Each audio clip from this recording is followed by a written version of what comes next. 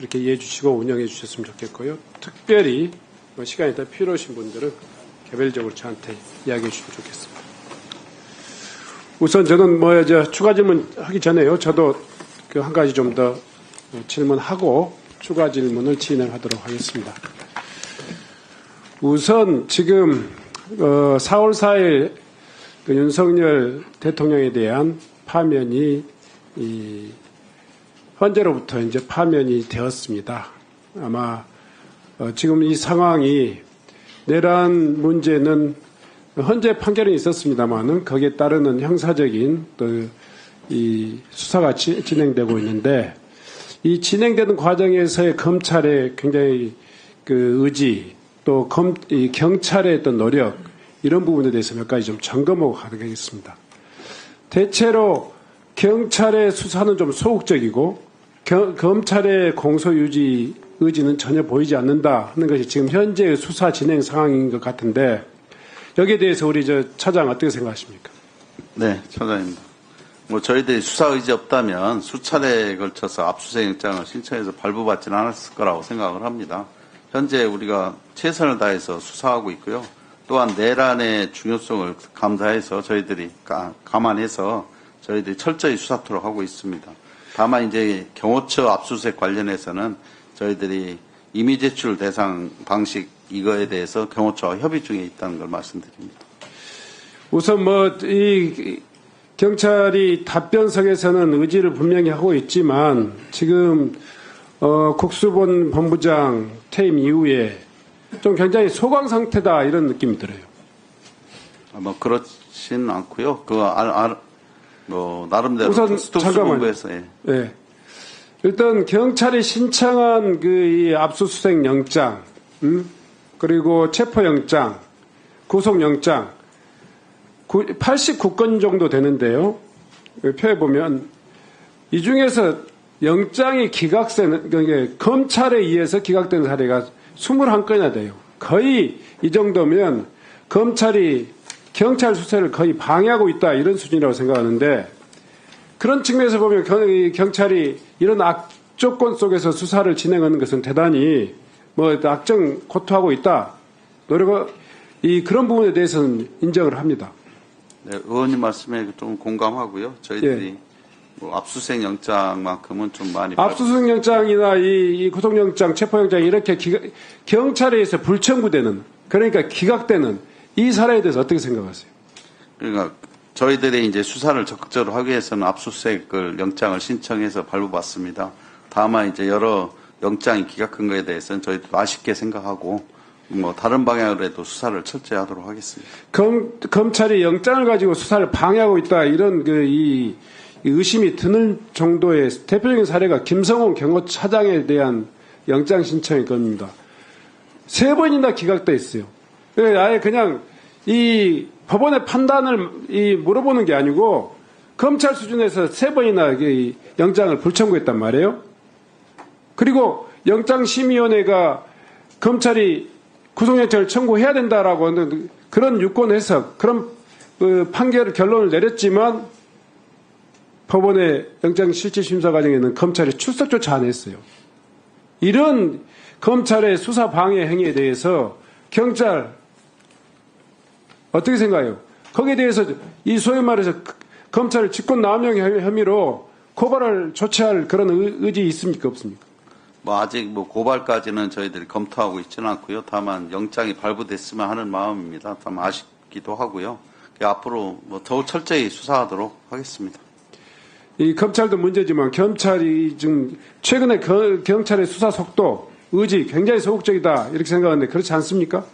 지금 아까 오전에 지금 답변 과정에서 16일 날 대통령실과 경호처에 대한 압수수색이 10시간 이상 대치하다가 그냥 임의 제출 하겠다 이런 이 결론을 내렸는데 임의 제출하고 압수수색하고 또 같습니까? 물론 전혀 다르잖아요. 예, 다를 수는 있다고 생각합니다. 대통령이 파면된 상태에서 대통령실과 경호처란 말이에요. 그리고 내란 범죄가 거의 헌재에서 판단이 났단 말이에요. 그런데도 불구하고 법원이 발부한 압수수색 영장 하나 집행하지 못하는 이유가 뭐예요? 뭐 그 여러 가지 현실적인 어려움도 있고요. 그 대통령실 및 경호처가 국가의 중대한 이익을 해야 할 우려가 크다는 이유로 계속 국가의 압수수색을 중대한 불수행이 이익이 나니까. 내란 범죄를 규명하는 수사보다 더 중대한 이익이 있습니까? 뭐 저는 내란죄 규명이 우선해야 된다고 생각하지만 현실적으로 그게 여의치는 않습니다. 국가의 중대한 이익을 해야 하는 경우를 제외하고는 승낙을 거부하지 못한다 이렇게 명시하고 있잖아요. 그 판단에 대해서는 서로 입장이 달라서 저희들도 좀 그 판단을 한 사람이 누구예요? 제가 보고받긴 대통령실하고 경호처에서 아마 그렇게 아니 경호처가 사람입니까? 누구냐고요? 그것까지는 제가 보고받지 못했습니다. 무슨 그러니까 소극적이라는 거예요. 세상의 경찰의 수장이 이런 중대한 압수수색 영장을 소위 말해 거부했는데 누가 했는지 왜 말 못합니까? 경호처가 사람이에요? 뭐 그런 건 아니고요. 제가 그럼 누구예요? 구체적 사건에 대해서 보고받지 않기 때문에 압수수색이 그래서 그 사실에 거절당했단 대해서 말이에요. 보고받지 집행되지 못했습니다. 않은 거에 대해서 그것을 구체적인 사건이라고 그래 이야기 얼버무리세요. 정진석 실장 아닙니까? 이야기하세요. 아니 그것까지는 제가 보고받지 못했습니다. 수학장 나와보세요.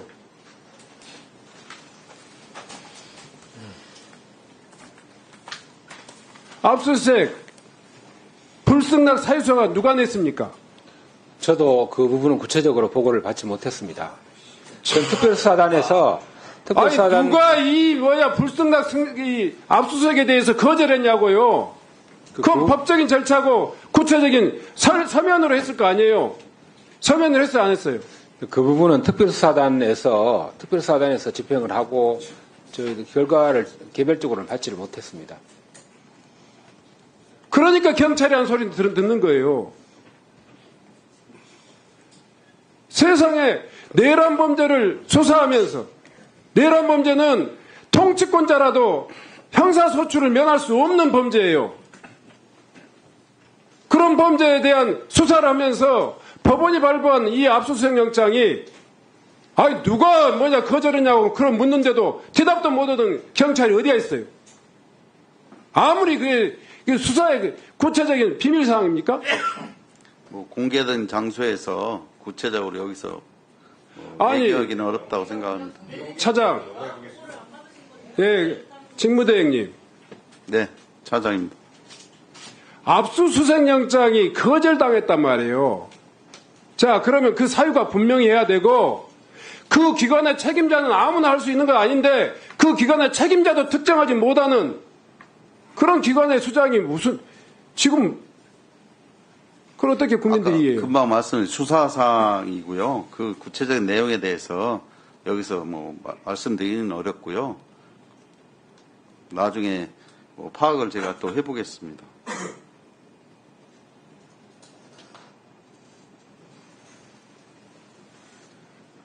야, 참.